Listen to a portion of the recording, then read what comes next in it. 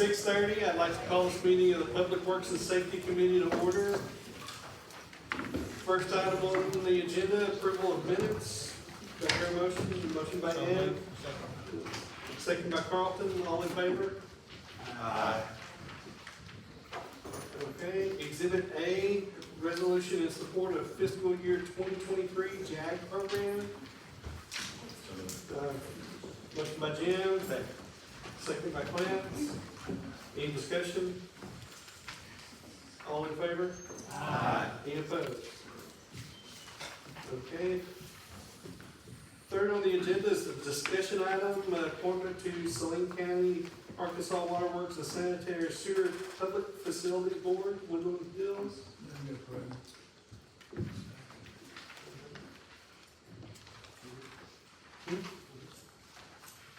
Do we know who it is? Mr. Gilmore Juarez. Okay, we have a motion and a second. Mr. Chairman, Discussion. I don't think we need to vote on that, that's just a discussion item. Okay, I think we'll vote to approve when we have the appointment at the Quorum Court meeting. all right. Okay. Mr. Chair, if I may, just for the discussion, I spoke with the Executive Director of Saline County, Arkansas Water Works and Sanitary Sewer. They were extremely excited, it's well vetted, and I'm confident with y'all's confirmation to come to court meeting. All right. Thank you, Judge.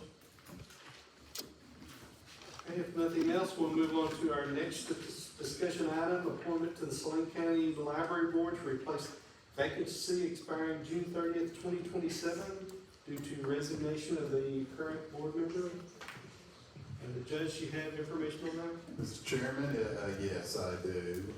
I received 3 names from the Saline County Library Board of people that they would recommend. I have interviewed those 3 people, giving them careful consideration. I have also called for interviews of individuals who've shown some interest, and quite frankly, some that I was interested in talking to. I've interviewed all of those, but 1 so far. It'll be a total, I believe, of 6 total interviews that will take place. And I should have a name to you all prior to the next court meeting. I'm hoping as early as this week, just so, I know this is just a discussion item, but so that if you all are interested in doing any vetting on who you're gonna confirm, there will be a name that will be given. Obviously, we won't have a public meeting between now and then, but I will email a name out, and you all know who I will be bringing to the court meeting. Thank you. Thank you, Judge. Okay, last discussion item, potential justice of the peace assistance in Saline County Broadband Committee and participation on other boards and commissions. Okay. Judge Crumley there's a Saline County Broadband Committee that's been formed. There's about 41 members. Trevor's the digital navigator, basically he's the churning of the Broadband Committee. CJ Engel and myself are sitting on that committee. But the key to here is, we talked about there's over $1 billion of federal dollars that have come down for broadband across the state.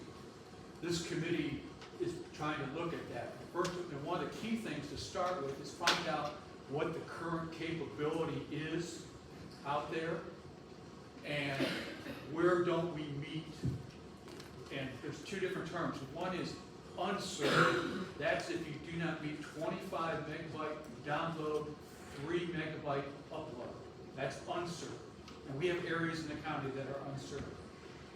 For underserved is 100 megabytes download, 20 megabytes upload.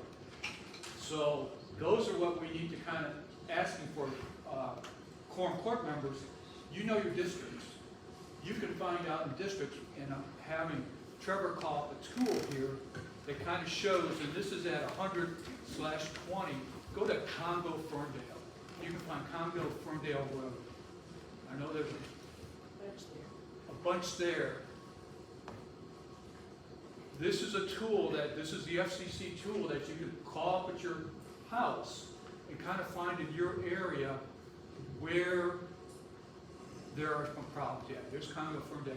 All right, when you start seeing red dots, you click on the red dots. It'll tell you on the bottom there what they have capability of. AT&T, Hughes Networks, SpaceX, SpaceX, T-Mobile. So that's telling you the people who live at this address, they don't really have even, they're an unserved area pretty much. Because when you start going into the satellites, they're looking for cable, fiber, fixed wireless type of stuff. So if you just go up, and I use Congo Ferndale as an example, you go up Congo Ferndale, farther up, and there's a lot of red dots. But in your areas, that's what I'd ask you to do, is find out, because we need to find out, are they truly unserved or underserved? I will tell you, there are small pockets, even in the Benton, Bryant city limits, but it's hard to find those. But once you get out to the county, this is what you could be very helpful to this committee and helpful to your district, so that there can be a plan put together by Saline County, because what's end of the year, Trevor owes and the judge owes a plan to the state so we can compete for those dollars. But if we don't know where the problems are, it's hard to compete and put a plan together and say how much it's going to cost, because that's when down the road the ISP providers will need to get involved.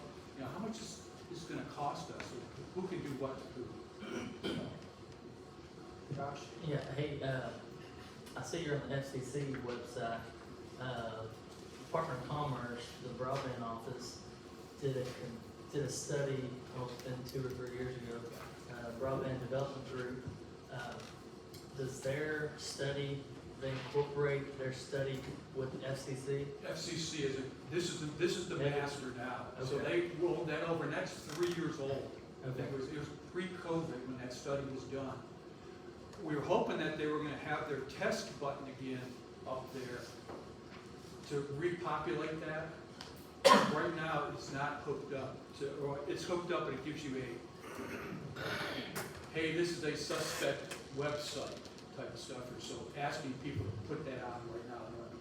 But this is a good starting part. It says FCC, and just ask your people. And I know Barbara, I talked with Barbara to say, hey, send this out to your folks, and hey, I've sent it out to people in my district, and they're not afraid to tell me what they don't get. I mean, you'll hear from the people who aren't getting it. You really don't want to hear the people that say, yeah, I'm getting 1 gig. You know, it's like, you're just very lucky type of stuff here. But it's those people that are getting nothing like you just saw there, are getting 25.5. That used to be the standard, was 25.5. But now it's went up to 100/20. Tell me those numbers again, Keith. The Underserved is 25.5? unserved is under 25.5 and 25.3 and below. Okay. Underserved is 100/20, and that's when you go click on it, and you just see on the side that down and upward. So, you know, that address out there, and you can play if you want, if you're really that bored, type of stuff. But the big thing is 100/20. That's what we really need to know, so that the county can put together the information. So I'm throwing it out to you guys. Yeah, and a couple of years ago, I had a lot of people from my district that got on the state website and did that speed test. Yeah. And it's still up there, but it's 3 years old, and the challenge is, in those past 3 years, First Electric has done a lot of laying of fiber through their areas, and they're almost done with a lot of the fiber laying, where they can lay fiber. There are places they can't lay fiber right now. That's become a challenge for them. But, you know, you're going out looking at, you know, Pat, there's your district out, you know, East End. You know,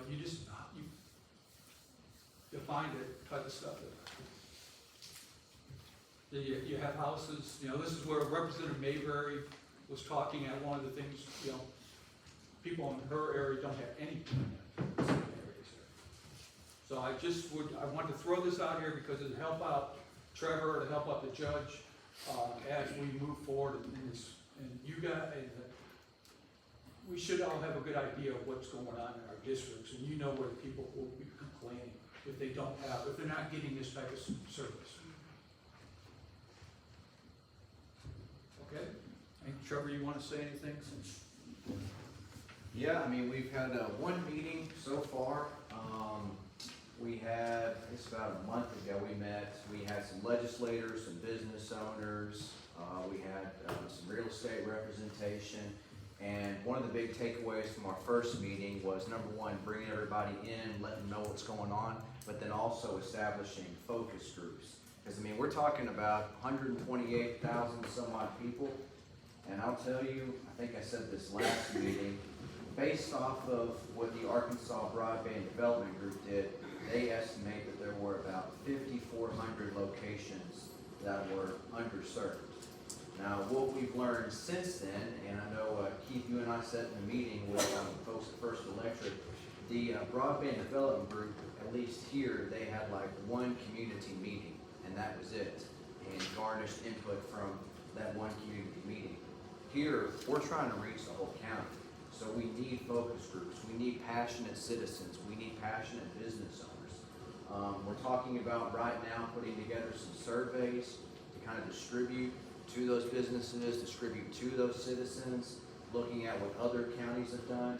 Carroll County, they developed a simple 6-question survey, and they were able to distribute it all amongst their community in an online and a paper format. And I think for us, we need to look at something similar so that it's a hybrid.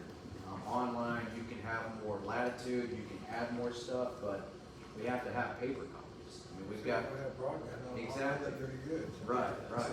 So we need the focus groups to kind of help us get those surveys out, get the data out. I was on the phone with a guy named Ricky from down in Nevada County this afternoon, and something that they did is they set aside some money out of their budget to put towards the purchase of paper surveys and advertisement to let them know that that's there. So we're also exploring that option, probably at the next meeting, to kind of put some funding where that is to help with the printing of that and help with the promotion of that. So we gotta let people know, we've got this survey, here's how you fill it out, here's the information that we need. So, that's where we sit. Right now. All right, that is everything on our agenda. Mr. Chair. Mr. Chair. I'm sorry. I want to let you all know that you all will be receiving another email from me, identifying all the boards and commissions that we currently have within the county. Airport planning, fair board, library, equalization board, all of these, if you see one that you want to be a liaison, it doesn't have to be exclusive. There can be two of you if somebody misses one. I was recently at the fair board meeting. Saline County Fair is coming up September 5th through 9th. It would very much like participation from us at gates, whatever that may look like. I would encourage it. Also, if there's something that grabs you that you're called to serve at one of their meetings, please do it. I think JR has served on all of these at least one time, so you're not going to get any sympathy from him. But I'll send those out. If we have 3 people say, hey, I want to be at the planning, or 3 that want to be at the fair board, that's fantastic. Please show up to these public meetings, get involved, and be that liaison for this group. Thank you, Mr. Chair. So these going back to That answers my question. Okay, I hear a motion to adjourn. Okay, motion by JR, second by Ed, all in favor? We are adjourned. All right, I'm gonna call the finance committee meeting to order. First on our agenda is approval of the minutes. We have a motion approved by Rick, second by Justin. Any discussion? All those in favor say aye. Aye. Any opposed? Motion carries. Exhibit B, appropriating funds for professional development, for our assessor, the full-time employees in the county assessor's office. I think this is some state money that, historically has came through the state, and they, want to change it up and send it through the normal process of county accounting. So this ordinance would do that. Do I hear a motion? We're approved. Motion approved by JR, second by Keith. Any discussion on this motion? All those in favor say aye. Aye. Any opposed? Motion carries. Exhibit C, amending our county budget. I hear a motion. Motion by JR, second by Barbara. Any discussion on this item? All those in favor say aye. Aye. Any opposed? Motion carries. I'm gonna turn it, you have an announcement or an introduction, Judge? Yeah, I am very pleased to announce that we had two really big hires in the last week or so. One of them is our Office of Emergency Management Director. I've offered and he has accepted a gentleman by the name of Jerry Cohen. He brings over 40 years of emergency management to Saline County. What's that? Jerry Cohen. He actually just texted me and got off an emergency management call out. He went on our part-time payroll Thursday. Yeah, Friday. Praise God he did. I'm able to be with y'all and now out on an emergency call and everything worked out well there. He will start full-time on the 14th. We also, as you know, Will Gruber resigned and we have been able to hire a new county attorney. And his name is Colton Jones and he's actually, and we'll call him out, he's in attendance. Colton, stand up. I'm standing up.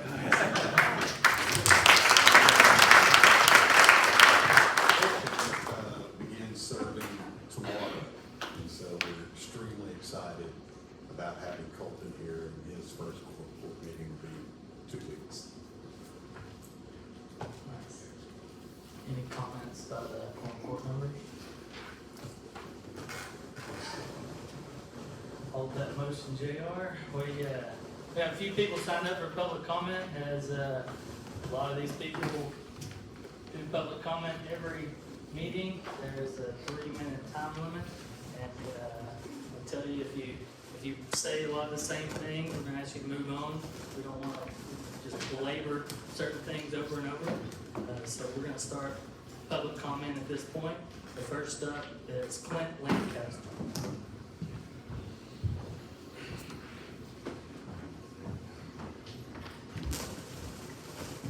Hey, I'm Clint Lancaster, and Mr. Chisholm is my JP. I just wanted to come by and continue to encourage you to stay strong on this upcoming library issue that you're going to be voting on. The fact that a federal judge has enjoined part of that act does nothing, absolutely nothing legally for your ability to do something, and to do what I think you want to do. No problems till you got up there. I can't tell you how many people say that. Still, I want you to stay strong. You have my support. You have the support of the county committee. I talked to the head of the Republican Women, and you have her support. And I still stand by my offer. If any of you get sued, including you, Emily, I will represent you for free. And I hate losing, so it's likely that you will win. All right? Thank you very much. Stay strong. We'll see you soon. Thank you. Next up is Stephanie Johnson.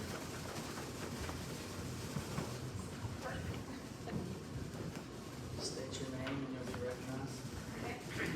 Stephanie Johnson, my deputy is Mr. Walters. Clint already stole some of my thunder, so, kind of follow up what he just said. Timothy Brooks, that requires on that bid, in one, section 1 and 5, but sections 2, 3, 4, and 6 are still in effect, so I can continue. But there was a, congressional ruling back in 2000 that is also in play here. Went to court, the Common Path to Children's Internet Protection Act of 2000 required public libraries that receive federal funds to block children's access to harmful material. ALA didn't want it. When the law went to court, the federal judge overseeing the case claimed that the law was unconstitutional, citing First Amendment rights. This sounds familiar since those supporting the library like to do so as well. But thankfully, the Supreme Court reversed the trial judge in 2003, and surprisingly enough, liberal Justice Breyer agreed with the reversal and stated, there are, of course, substantial government interests at stake here. The interest in protecting young library users from material inappropriate for minors is legitimate and even compelling, as all members of the court appear to agree. Given this interest and the failure to show that the ability of adult library users to have access to the material is burdened in a significant degree, the statute on its face is not constitutional on its face. And in closing, I would like to read a quote from Vladimir Lenin, well-known Russian communist from the 1920s. And he actually surprisingly admitted in several quotes that children were important to furthering communism. He said, "Give me 4 years to teach the children, and the seed I have sown will never be uprooted. Give me a child for the first 5 years of his life, and he will be mine forever." Today, the left refuses to admit their agenda, but Lenin's agenda is their agenda. Next up is Renee Harmon.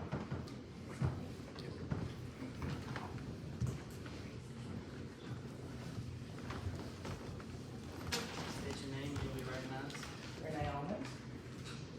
I just want to say how thankful I am to live in a country where I can speak directly to my elected officials and we can work together in making our county a better place for everyone involved. Thank you. Okay, next up is Amanda Barnard. Bernard. Fargo High School. Not as bad as mine. I'm Amanda Bernard and Josh Curtis is my JP. Everyone seems to be forgetting the most important thing on earth is to protect the innocence of a child. Once a child has seen sexual content, they are never the same. I unfortunately know this firsthand. A term that seems to make other people very angry is the term grooming. The definition is when someone builds a relationship built on trust and personal connection in order to manipulate, exploit, or abuse a child. This can happen online and in person. The library is a place parents feel they can trust based on a lifetime of personal connections made from growing up there. They make the assumption they don't have to worry about their 12-year-old daughter picking up a book with not only detailed drawings and pictures of male genitalia, but also telling her how to satisfy herself and others. Desensitization is one of the biggest tools used in grooming. They will show child pornography or discuss sexual topics and then manipulate the situation to hide what's happening so they seem natural. The court has requested we not read directly from these books, and I believe that speaks volumes. They are describing in detail what it feels like to have sex with another person. They're books telling girls how to please themselves and go in great details as to how to please others. According to the definition of grooming, these are all tools used for that process, and I agree that it would be uncomfortable in mixed company to read this material aloud. Another thing I keep hearing is that if you were a better parent, your child would not be at the library without you. At the last meeting, a woman that I think very highly of spoke about going to the library on a Saturday in the summer with seeing kids with their parents. To her, I would say, go back in 2 or 3 weeks around 3:30 or 3:45 and you will see something different. Some parents aren't able to go on field trips to keep an eye on what their kid picks up.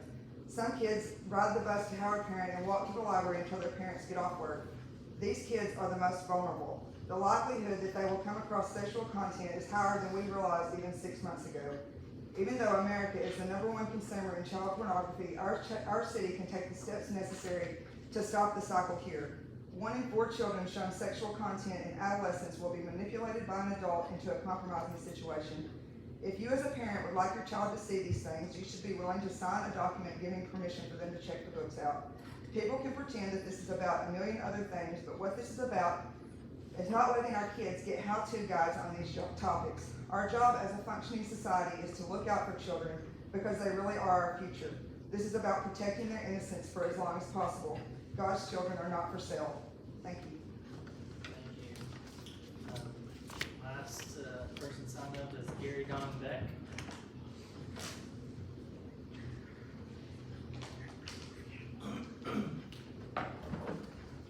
Mr. Beck, state your name and you'll be recognized.